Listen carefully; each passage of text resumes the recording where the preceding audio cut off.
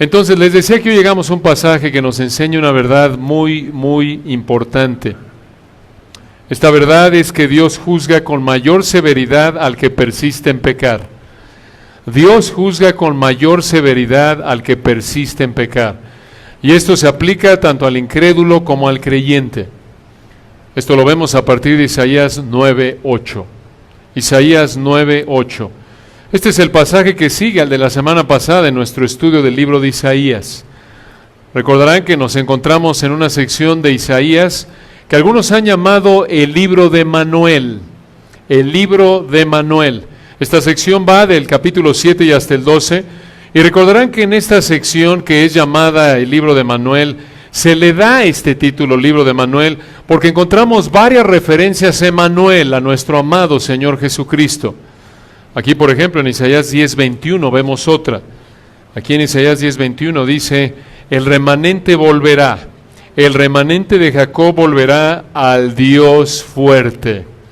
Ese Dios fuerte es el mismo de Isaías 9:6, recuerdan, porque un niño nos es nacido, hijo nos es dado, y el principado sobre su hombro. Y se llamará, aquí en Isaías 9:8 hasta el 10:34, este es el siguiente párrafo que vamos a estudiar. Aquí en Isaías 9:8 al 10:34 encontramos tres partes de un mensaje de la ira de Dios que te motiva a humillarte y confiar en el Dios fuerte. Tres partes de un mensaje de la ira de Dios que te motiva a humillarte y confiar en el Dios fuerte. Vamos a ver en primer lugar la causa de la ira de Dios, en segundo lugar la herramienta de la ira de Dios y en tercer lugar la liberación de la ira de Dios. Hoy vamos a ver la primera parte del pasaje y la encontramos en Isaías 9:8 al 10:4. Isaías 9 versículo 8 hasta Isaías capítulo 10 versículo 4. Vamos a leer el texto para comenzar entonces nuestro estudio. Isaías 9:8 dice, el Señor envió palabra a Jacob y cayó en Israel, y la sabrá todo el pueblo, Efraín y los moradores de Samaria, que con soberbia y con altivez de corazón dicen, los ladrillos cayeron, pero edificaremos de cantería. Cortaron los cabrahigos, pero en su lugar pondremos cedros. Pero Jehová levantará a los enemigos de Rezín contra él, y juntará a sus enemigos. Del oriente los sirios y los filisteos del poniente, y a boca llena devorarán a Israel. Ni con todo eso ha cesado su furor, sino que todavía su mano está extendida. Isaías 9:13. Pero el pueblo no se convirtió al que lo castigaba, ni buscó a Jehová de los ejércitos.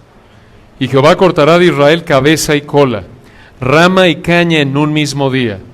El anciano y venerable de rostro es la cabeza, el profeta que enseña mentira es la cola. Porque los gobernadores de este pueblo son engañadores, y sus gobernados se pierden. Por tanto, el Señor no tomará contentamiento en sus jóvenes, ni de sus huérfanos y viudas tendrá misericordia, porque todos son falsos y malignos, y toda boca habla despropósitos. Ni con todo esto ha cesado su furor, sino que todavía su mano está extendida. Isaías 9:18. Porque la maldad se encendió como fuego, cardos y espinos devorará, y se encenderá en lo espeso del bosque, y serán alzados como remolinos de humo. Por la ira de Jehová de los ejércitos se oscureció la tierra, y será el pueblo como pasto del fuego. El hombre no tendrá piedad de su hermano. Cada uno hurtará a la mano derecha, y tendrá hambre, y comerá a la izquierda, y no se saciará. Cada cual comerá la carne de su brazo. Manasés Efraín, y Efraín a Manasés, y ambos contra Judá. Ni con todo esto ha cesado su furor, sino que todavía su mano está extendida. Isaías 10:1. Ay de los que dictan leyes injustas y prescriben tiranía, para apartar del juicio a los pobres y para quitar el derecho a los afligidos de mi pueblo, para despojar a las viudas y robar a los huérfanos. ¿Y qué haréis en el día del castigo? ¿A quién os acogeréis para que os ayude cuando venga de lejos el asolamiento? ¿En dónde dejaréis vuestra gloria? Sin mí se inclinarán entre los presos, y entre los muertos caerán. Ni con todo esto ha cesado su furor, sino que todavía su mano está extendida. Otro pasaje glorioso de Isaías. Aquí encontramos entonces, recuerden, desde Isaías 9:8 hasta el 10:34, 3 partes de un mensaje de la ira de Dios que te motiva a humillarte y confiar en el Dios fuerte. Aquí vemos en Isaías 9:8 al 10:4 la primera parte, y es la causa de la ira de Dios. La causa de la ira de Dios. Obsérvenlo en Isaías 9:8. El Señor, en el hebreo Adonai, ese nombre glorioso a través de Dios. Adonai significa, recuerden, el que tiene la autoridad y control supremo sobre su creación. El soberano, dice el versículo 8, obsérvenlo, el Señor Adonai envió palabra. Esta frase envió palabra indica que lo que viene a continuación es la palabra de Dios, es la palabra de Adonai, del soberano, el que tiene la capacidad de cumplir lo que dice, el que tiene la autoridad de mandar lo que dice. Y observen a quién habló aquí Dios, versículo 8. El Señor envió palabra a Jacob y cayó en Israel. Este versículo nos dice a quién describe Dios aquí en Isaías 9:8 al 10:4. Aquí en Isaías 9:8 hasta el 10:4, el Señor confronta el pecado de las 10 tribus del norte, el reino de Israel.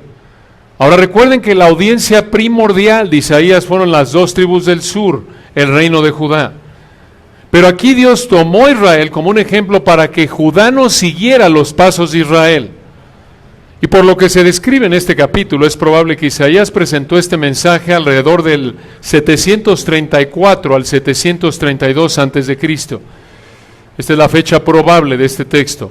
734 al 732 a.C. Y Dios continúa, versículo 9, Isaías 9:9. Y la sabrá todo el pueblo. Efraín. ¿Quién era Efraín? Una de las tribus de Israel. Y aquí representa al reino del norte, a las 10 tribus. El principio del versículo 9 dice que la nación entera, obsérvenlo de nuevo, y la sabrá todo el pueblo. La nación entera conocería estas palabras de Dios. Esto es, todos eran responsables de obedecerlas. Y observen cómo lo recalca el versículo 9, Isaías 9:9. Y la sabrá todo el pueblo. Efraín y los moradores o los habitantes de Samaria. ¿Quiénes eran estas personas, los moradores de Samaria? Las personas que vivían en Samaria. Recordarán que Samaria era la capital de Israel, el reino del norte. Pero observen lo que pasó. En lugar de que Israel, el reino del norte, obedeciera la palabra de Dios y dejaran su pecado, fueron soberbios. Y esto lo vemos al final del versículo 9. Observen Isaías 9:9.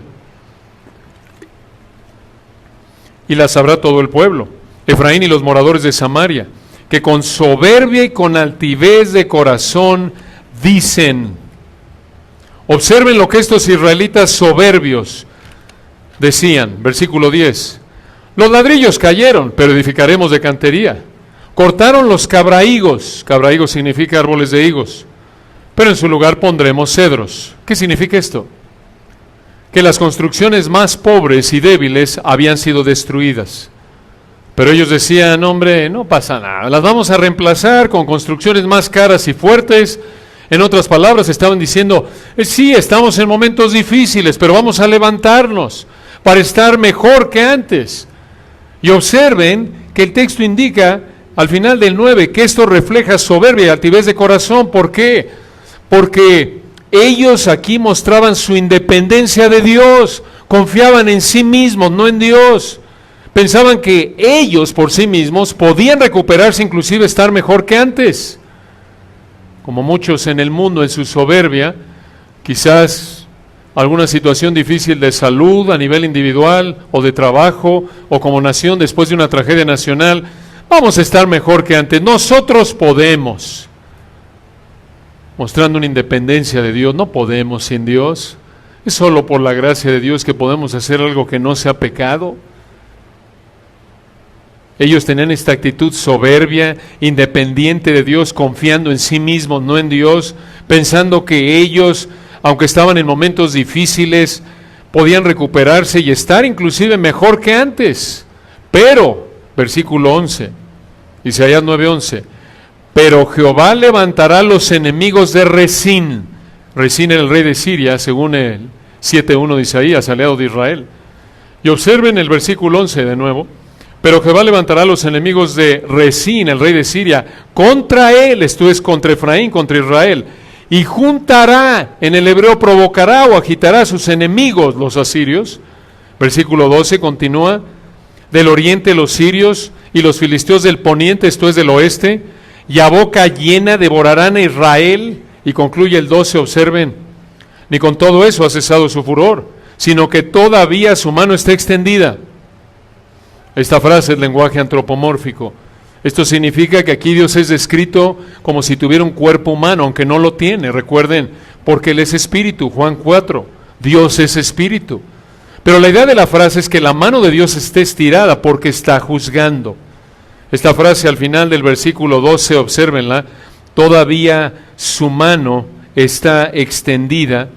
Se repite en el capítulo 9 varias veces, aquí en el versículo 12, 17, 21 y en el 10:4. El énfasis es que Dios iba a seguir juzgando a Israel. Dios iba a seguir juzgando a Israel. Observen por qué, versículo 13. Pero el pueblo no se convirtió al que lo castigaba, ni buscó a Jehová de los ejércitos. Otra vez ese título glorioso de Dios, Jehová de los ejércitos, Yahweh Tsabaot en el hebreo, se refiere al que controla todo para cumplir sus propósitos. Observen el énfasis en la soberanía de Dios, versículo 8, el Señor, Adonai, ¿recuerdan? Y aquí otra vez con otro título, pero misma idea, en el versículo 13, Jehová de los ejércitos. Ambos títulos, aunque enfatizando ciertos detalles más específicos, la idea es que Él es el soberano. Él es el soberano. Y observen, hermanos, en el versículo 13, de nuevo, pero el pueblo no se convirtió al que lo castigaba, ni buscó a Jehová de los ejércitos. Aquí tienen ustedes el propósito del juicio de Dios contra Israel. Dios los juzgó, de acuerdo con Isaías 9:13, para que dejaran su pecado y se volvieran en obediencia a Dios. Este siempre es el propósito de Dios. Dios no juzga de una manera vengativa, pecaminosa como el ser humano. Dios siempre trae su juicio con la intención, obvio, de que el pecador se arrepienta, salvo que sea irreparable. Ya estando en el infierno no hay posibilidad de arrepentirse, claro. Y ahí muestra su gloria al desplegar su juicio, al darle al pecador lo que merece. Pero recuerden, Dios muestra su juicio siempre, Romanos 2, con la intención de que el pecador se arrepienta para conocer a Cristo. Y en el caso del creyente, para que sea más santo, Hebreos 12. En otras palabras, el juicio de Dios siempre está motivado, escucha, por su amor, porque quiere que dejes tu pecado y así camines en obediencia para su gloria y tu bendición. Esta es la intención de Dios al juzgar, aquí en Isaías 9:13. Él los juzgó, véanlo de nuevo, pero el pueblo no se convirtió al que lo castigaba. Esa era la intención. Tristemente, como le indica el versículo 13, a pesar de que el Señor juzgó a Israel, no se arrepintieron de su pecado. Y por eso Dios sería aún más severo en su juicio. Por eso, aquí está el énfasis al final del 12, véanlo de nuevo. Isaías 9:12, ni con todo eso, a pesar de que Dios los había juzgado, pero como no se habían arrepentido, Isaías 9:12 al final, véanlo, ni con todo eso ha cesado su furor, sino que todavía su mano está extendida. ¿Qué es esto? A pesar de que el Señor juzgó a Israel, no se arrepintieron de su pecado. Y por eso Dios sería aún más severo en su juicio. Israel era como un hijo que ha sido disciplinado por su desobediencia, y en lugar de dejar de desobedecer, sigue desobedeciendo, y por esto sus padres lo disciplinan con mayor fuerza. Aquí tienen ustedes, padres, una ilustración a manera de sugerencia de aplicación de ese principio, de ese deber que tienes como papá, mamá, de criar a tus hijos en la disciplina y amonestación del Señor, Efesios 6:4. Si tu hijo no quiere obedecer y ya lo disciplinaste, tienes que traer más dolor a su vida para que entonces obedezca. Si persiste, entonces quiere decir que tu disciplina no es lo suficientemente fuerte. No le duele lo suficiente. Hermanos, noten aquí el amor de Dios. Siempre es así. Él siempre está más dispuesto a bendecir de lo que estamos nosotros a obedecer. Siempre está más dispuesto a bendecir de lo que estamos nosotros a pedir. Esto es lo que el Señor reitera allí en Mateo 7, ¿recuerdan? En los versículos 7 al 11, el Señor, en el Sermón del Monte, en este texto hermoso, véanlo, Mateo 7, versículo 7, vean de nuevo este énfasis. Dios siempre está más dispuesto a bendecir, por eso trae juicio.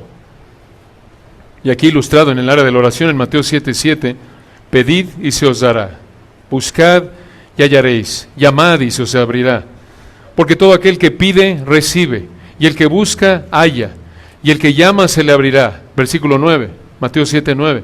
¿Qué hombre hay de vosotros que si su hijo le pide pan, le dará una piedra? ¿Quién? Nadie.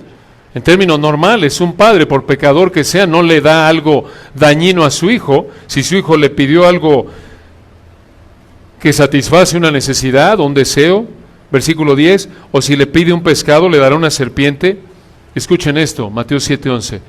Pues si vosotros, siendo malos, siendo pecadores, egoístas, seres humanos, pues si vosotros, siendo malos, sabéis dar buenas dádivas a vuestros hijos, cuánto más vuestro Padre que está en los cielos dará buenas cosas a los que le pidan. Vuestro Padre que está en los cielos, apuntando a que tiene todo recurso a su disposición.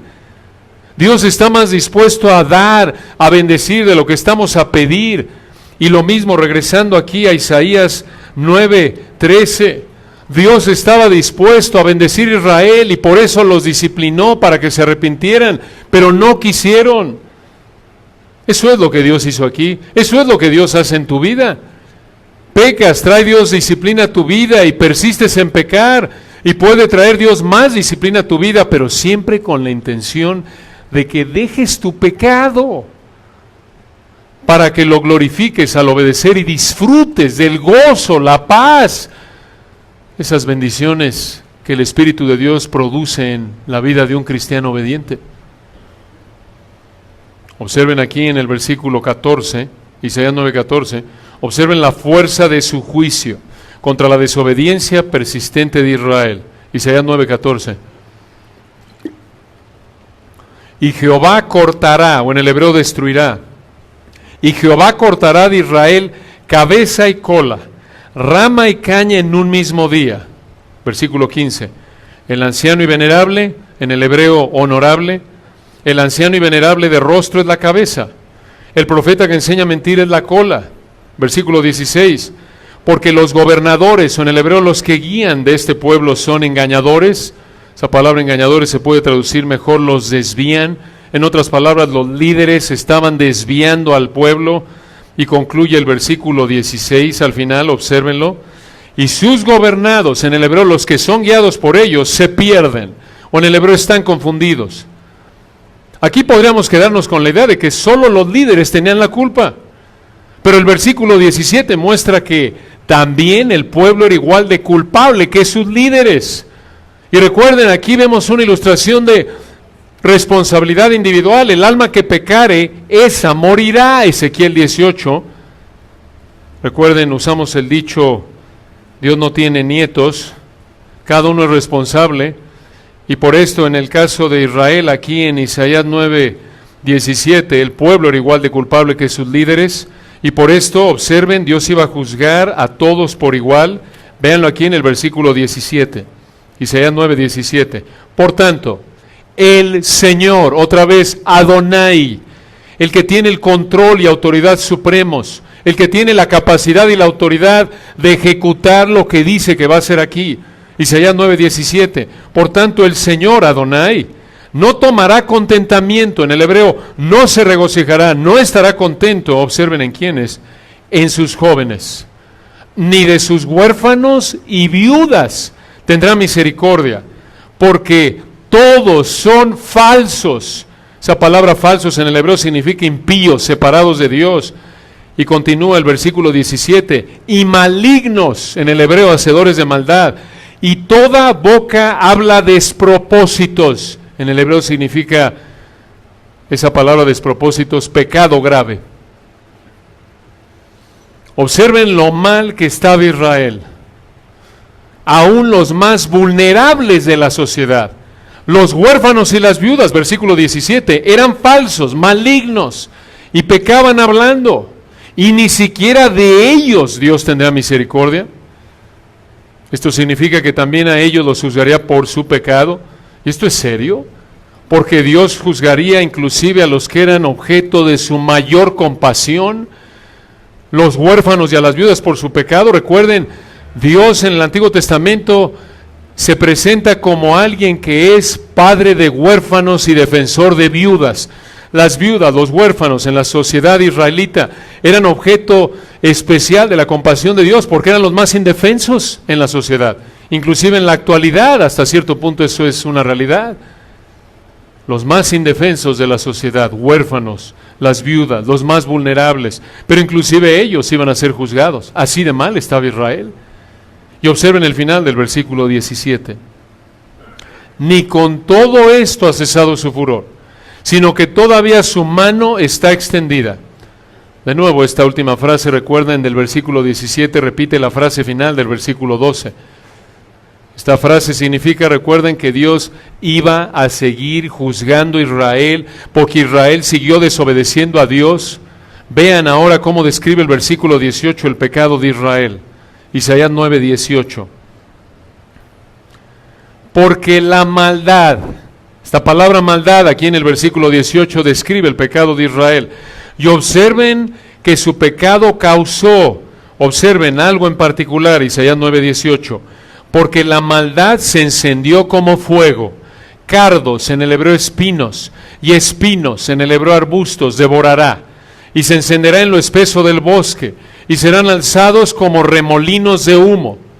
Aquí el pecado se presenta de manera metafórica como un incendio que consumió todos los espinos y arbustos. Esta es una metáfora que revela una realidad muy importante del pecado. El pecado destruye. El pecado destruye. Aunque aparentemente parezca que no destruye, el pecado destruye, así como un incendio. Aquí en nuestro país, recuerdo hace años que no me he fijado, cuando vas a un súper, ustedes ven las cajetillas de cigarros y dicen fumar causa cáncer, es causa de cáncer, algo así. No sé si ya lo cambiaron, pero me impresionó que lo vi en otro lugar, que en lugar de que dijera eso, decía fumar mata. No le daban vueltas, así, fumar mata. Así, ahí en donde venden los cigarros. Y así es el pecado mata, no solo daña, mata. Y si eres creyente genuino, te va a matar en términos temporales. Si no te has arrepentido, te va a matar en términos eternos, en el infierno eterno. No puedes tocar fuego sin quemarte. Esta misma idea de presentar el pecado como fuego, la vuelve a presentar, recuerdan, Salomón, ahí en Proverbios 6, si me acompañan ahí, en los versículos 27 al 29. Proverbios 6, 27 al 29, aquí Salomón está instruyendo a su hijo a que evite el pecado sexual, y aquí Salomón presenta el pecado sexual como fuego, pero como lo vemos en Isaías 9, 18, el pecado en general es como fuego. Véanlo aquí en Proverbios 6, 27. Salomón le dice a su hijo, ¿tomará el hombre fuego en sus senos sin que sus vestidos ardan? En otras palabras, ¿puede un hombre tomar fuego en su pecho sin que se le prenda la ropa? No. Versículo 28. ¿Andará el hombre sobre brasas sin que sus pies se quemen? Inténtalo. ¿Descalzo? ¿Quieres pararte en un anafre con carbón encendido? ¿Con la brasa? Claro que no. Te vas a quemar. Versículo 29. Así es el que se llega a la mujer de su prójimo. No quedará impune ninguno que la tocare. Hermanos, aunque el pecado trae una medida de placer temporal y superficial, Hebreos 11:25 lo dice, los deleites temporales del pecado, aún así el pecado consume, destruye, como el fuego. Y algunos pecados, hermanos, dejan cicatrices como lo deja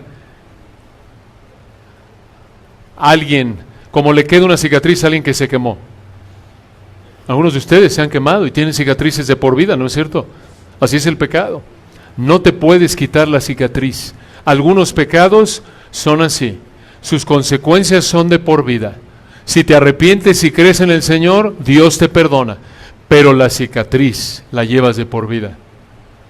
Que esto te recuerde lo serio que es el pecado y te alejes de él, porque el pecado es como fuego. No puedes, es imposible. Así como en el ámbito físico no puedes tomar fuego con tus manos, con la piel, colocarla cerca de tu piel sin quemarte, así es el pecado. No puedes pecar sin quemarte, no puedes pecar sin ser dañado. Y entonces, regresando aquí, Isaías capítulo 9, versículo 18, Israel persistía en su pecado, y aquí en Isaías 9, 19, debido a su pecado, Dios los iba a juzgar, y por eso dice, observen Isaías 9, 19, por la ira de Jehová de los ejércitos, otra vez el soberano, por la ira de Jehová de los ejércitos se oscureció la tierra. Esa frase, se oscureció, expresa la idea de que se oscureció por haber sido quemada. Y continúa el versículo 19, observen. Y será el pueblo como pasto, o en el hebreo como combustible del fuego. El hombre no tendrá piedad, en el hebreo misericordia de su hermano. Observen el versículo 20. Cada uno hurtará, en el hebreo devora, la mano derecha, y tendrá hambre, y comerá la izquierda, y no se saciará. Cada cual comerá la carne de su brazo.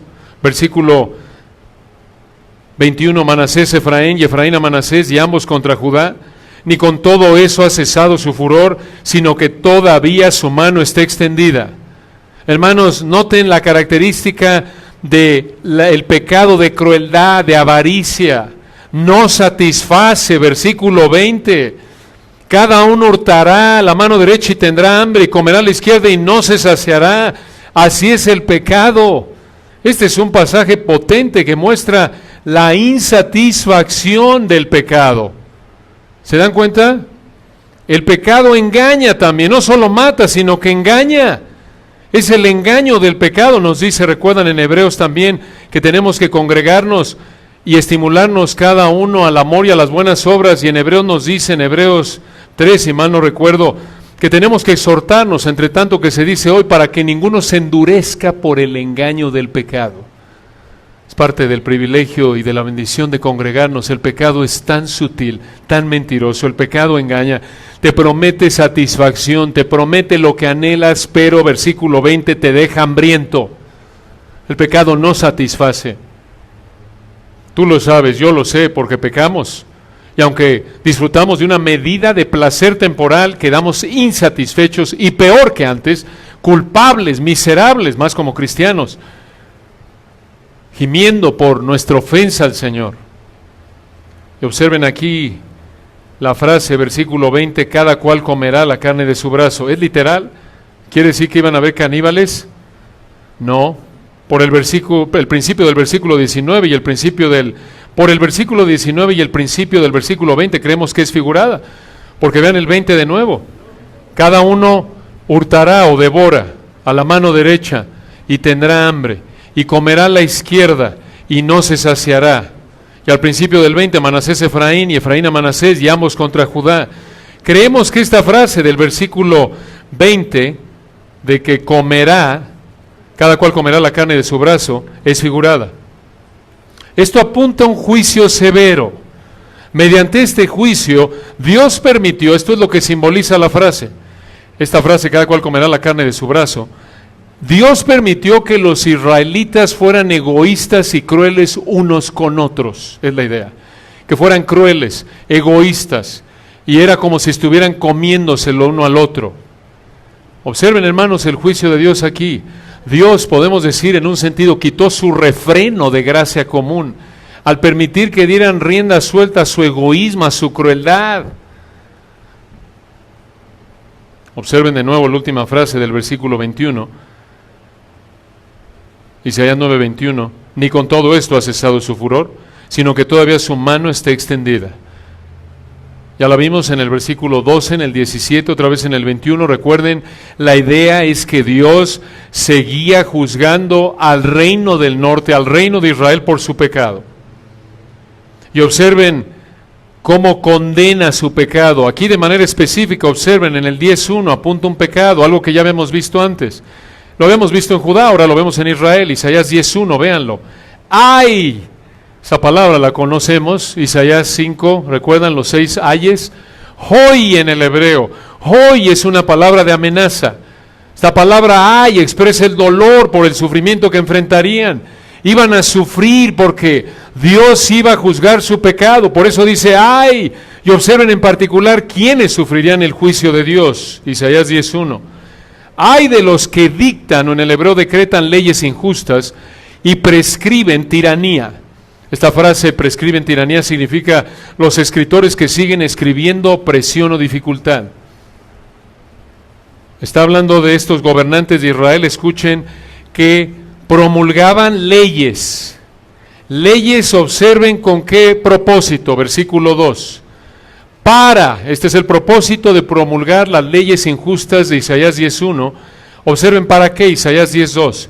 Para apartar del juicio a los pobres, esto es los impotentes, los indefensos en el hebreo, y para quitar, en el hebreo aquí es privar a alguien de el derecho aquí la idea es de justicia, a los afligidos, dice aquí, esto es los abrumados por la necesidad en el hebreo, de mi pueblo, y observen cómo concluye el versículo 2, para despojar, o en el hebreo para que sean botín a las viudas, y robar, en el hebreo saquear a los huérfanos. Observen nada más, hermanos, la falta de vergüenza, la crueldad de estos gobernantes de Israel. Ellos estaban estableciendo leyes pensando cómo podemos afirmar, cómo podemos establecer leyes para tratar de manera injusta a los más pobres, a los más indefensos de la sociedad. ¿Cómo podemos exprimirlos al máximo? ¿Cómo podemos explotar al máximo a los más necesitados? Tenían el propósito de robarles, como lo indica de nuevo la palabra despojar ahí en el versículo 2. Eran líderes avaros, egoístas, crueles. ¿Por qué no? Si eran tan avaros, ¿por qué? Si querían dinero, ¿por qué no le robaron a los más ricos?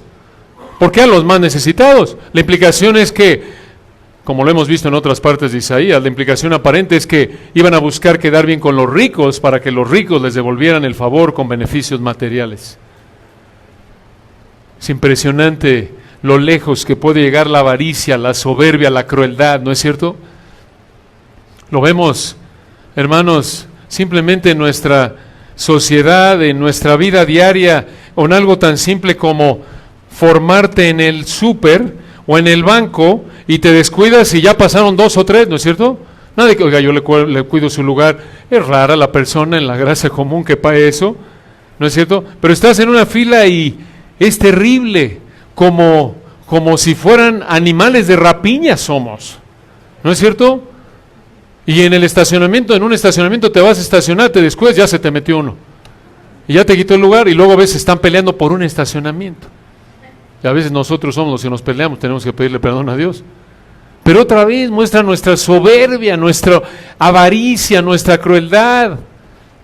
Es impresionante lo lejos que puede llegar la avaricia, la soberbia, la crueldad. Esto lo vemos ilustrado en un artículo del periódico New York Times, que fue publicado el 16 de enero de 2018. Escuchen el título. Exoficial de la CIA sospechoso de comprometer soplones chinos es arrestado.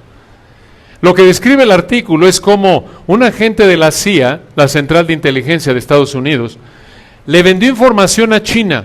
Este agente de la CIA le vendió información a China que llevó al encarcelamiento o muerte de varias personas que trabajaban para la CIA en China. Y aparentemente este agente, llamado Jerry Chun-Ching Lee, de 53 años de edad, él recibió dinero a cambio de la información que le dio a China. Y otra vez, hermanos, piensen nada más en la avaricia de este hombre. Por dinero dañó a gente o hasta le costó la vida a personas por su dinero. Por tener dinero hizo que gente perdiera la vida. Ahí volvemos a ver la misma crueldad que los líderes de Israel en Isaías 10. Estos hombres pensaron en beneficiarse al pecar en contra de los más pobres de la sociedad. Y por vivir, recuerdan, aquí está viviendo Israel todavía bajo el antiguo pacto, la ley mosaica. Por vivir bajo el antiguo pacto, ellos tenían que obedecer la ley de Moisés en este punto. En Éxodo 22, Dios les había mandado que mostraran misericordia hacia los más necesitados, pero ellos desobedecieron la ley al ser injustos, al ser crueles, hacia los más vulnerables, los más necesitados, los indefensos, los pobres, las viudas, los huérfanos. Aún para nosotros cristianos bajo el nuevo pacto, Dios nos manda mostrar compasión. No debemos ser así, es un pecado. Por eso nos dice Santiago 1:27, la religión pura y sin mácula delante del Dios y Padre es esta: visitar a los huérfanos y a las viudas en sus tribulaciones y guardarse sin mancha del mundo. ¿Por qué?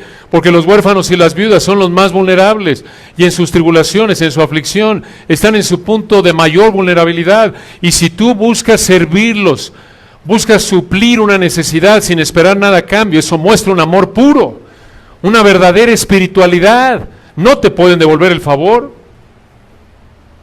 Por eso nos dice Colosenses 3:12, vestíos pues como escogidos de Dios, santos y amados, de entrañable misericordia, de benignidad, de humildad. Eso debe caracterizarnos. Papás, debemos enseñarle eso a nuestros hijos, por la gracia de Dios en nuestra vida, en instruirlos a que no sean como los demás incrédulos en la escuela, a que sean crueles y del niño, del joven más vulnerable o el que es más desde el punto de vista humano repulsivo para ellos, por alguna razón lo tratan mal. Debemos instruirles, no. Tenemos que ser, por la gracia de Dios, un ejemplo de compasión. No importa dónde estemos, en el trabajo, en la escuela, niños, jóvenes, adultos, todos. No porque el resto menosprecie a alguien por cómo se ve, cómo se viste, cómo huele, cómo actúa.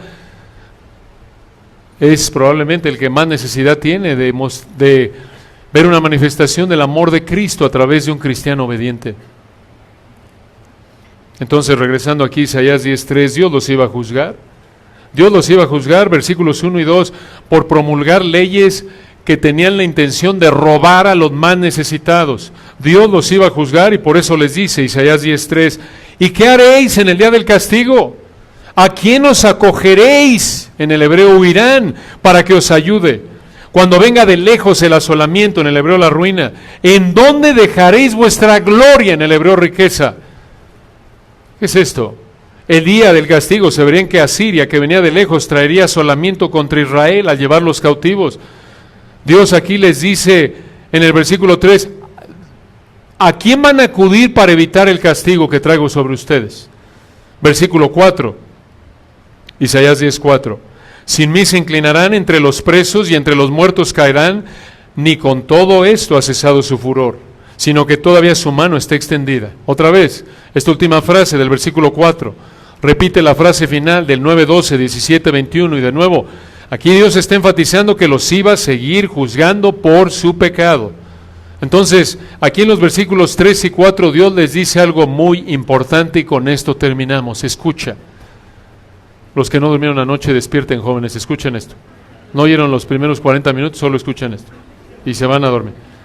Dios les dice a Israel, escuchen, los voy a seguir juzgando porque siguen pecando, y escuchen, aquí está la clave de los versículos 3 y 4, no podrán escapar del juicio. Ese es el punto central aquí. Siguen pecando, los voy a juzgar más fuerte y no van a poder escapar del juicio. Así es, hermanos, cuando Dios juzga. Es imposible que te protejas del juicio de Dios si lo mereces. Es imposible que escapes del juicio de Dios. Si eres cristiano, esta verdad debe motivarte a evitar el pecado, a no jugar con la tentación, a no pensar que eres más inteligente que Dios y que puedes evitar su disciplina. Hebreos 12. Es imposible que escapes su juicio en forma de disciplina si eres un creyente real.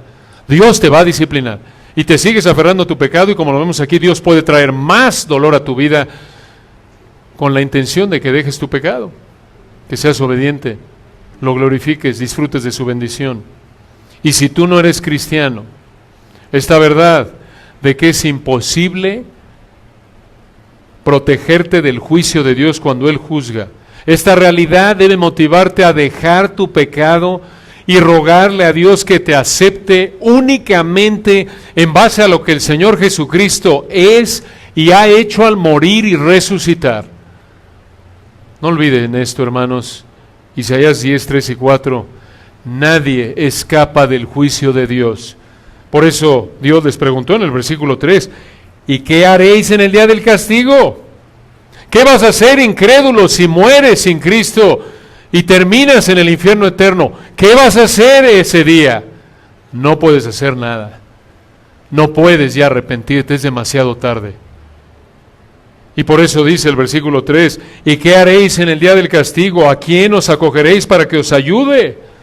Igual tú, cristiano, que estás persistiendo en pecar, ¿a quién vas a acudir? ¿Tienes algún contacto, alguna palanca, coloquialmente hablando, que te ayude a evitar el juicio de Dios? Por supuesto que no. Esto debe motivarnos a tomar en serio el pecado y recordar que el juicio de Dios, de nuevo, está motivado por amor, porque Él trae juicio a tu vida con la intención de que dejes tu pecado, para que entonces vivas para su gloria en obediencia y disfrutes de la bendición de caminar en sumisión a Él. Oremos. Padre, te damos gracias por este texto hermoso. Gracias por esta verdad tan importante de que tú intensificas tu juicio cuando persistimos en nuestro pecado. Y aún ese juicio es motivado por ese amor perfecto, eterno, que quiere y anhela bendecirnos. Gracias, Señor, porque estás más dispuesto a bendecirnos de lo que estamos a obedecer. Gracias también por enseñarnos esta verdad de que el juicio es inescapable.